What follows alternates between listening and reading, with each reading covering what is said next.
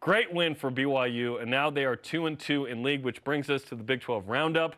Let's look at some of the results from last night. Push ahead to 3 games today, and we begin with Cincinnati and TCU. This was a wild one. I was going back and forth. TCU had it. I think TCU going in was the best team in the league. Cincinnati they were tough. They got into overtime, and then they beat them.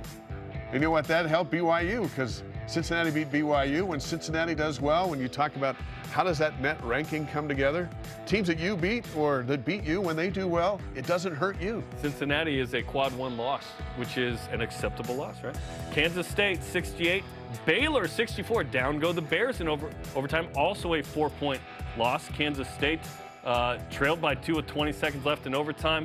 Arthur Kaluma hit a 3, and now Baylor and Kansas State 2-2 in league. The only consistent story so far in the Big 12 is this Oklahoma State and their struggles. They're now the only winless team. Kansas beat them 90-66. The Jayhawks weren't going to lose that game. They've had too many tough games coming into that one.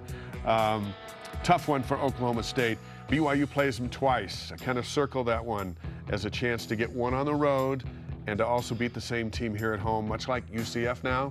I mean, that's 4. When you're trying to get to a magic number of maybe 8. 7 plus, 8, 9. Those are big. Yep. And I thought that was not surprising. What is surprising is Oak State is struggling to figure it out in a league that they've been members of for a long, long time. So we'll see what happens. Okay. But tonight, we have 3 games on a Wednesday. BYU plays, I think, 1 Wednesday game all year, by the way, later in the year. Number 25, Texas Tech at number 5, Houston. This is BYU's next 2 opponents. So if you want to watch that one, get the early scout. There you go. Ken Palm gives Houston an 81% chance to win. Cougars by 12. This feels like a St. Mary's Gonzaga matchup when BYU's about to play both of them. But that much we can relate to. But in the case of this year, 2 teams actually in the top 25. Yeah. Gonzaga dropped out this week for the first time since like 1804. The big fish. These are the 2 big fish as we sit. That's going to be fascinating TV. Also tonight, Oklahoma dropped to 15th in the poll. They're going to try to get back into the swing of things. They got West Virginia, who beat Texas at home last week. Oklahoma's a big favorite in this one. Both teams are 1-2 in the league, so the winner here will match BYU. Can you imagine BYU being 1-2 in the WCC and being ranked? It would never happen. It wouldn't happen. These are just, I am enjoying being in the Big 12 and this third one's so much. Okay, UCF at Texas. 1-2 in the league, both coming off losses. 75% chance for Texas to win.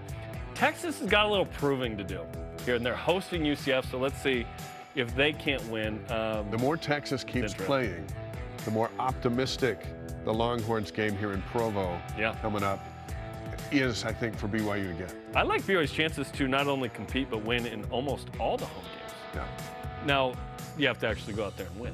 But last night did a lot to convince. Right. To not beat Cincinnati but beat Iowa State, I would have flipped those in terms of my expectations. So you just got to see it, right? Okay, Big 12 standings. There's one team that's 3-0, and it's BYU's next opponent.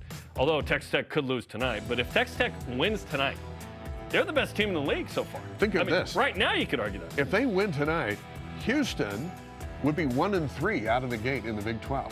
We think the winner of the league is going to have somewhere between 5 and 6 losses. Kansas had 5 last year, and that's without the addition of the new 4. Houston, notably a top 10 team, Final 4 contender coming in. It's a big game for Houston, as you mentioned. So BYU sitting at tied for 5th right now. As long as BYU is in the top 7 or 8, feeling great about, obviously, those tourney chances. The committee does not look at conference standings, though. They just look at your resume. Where you sit in your league doesn't necessarily matter.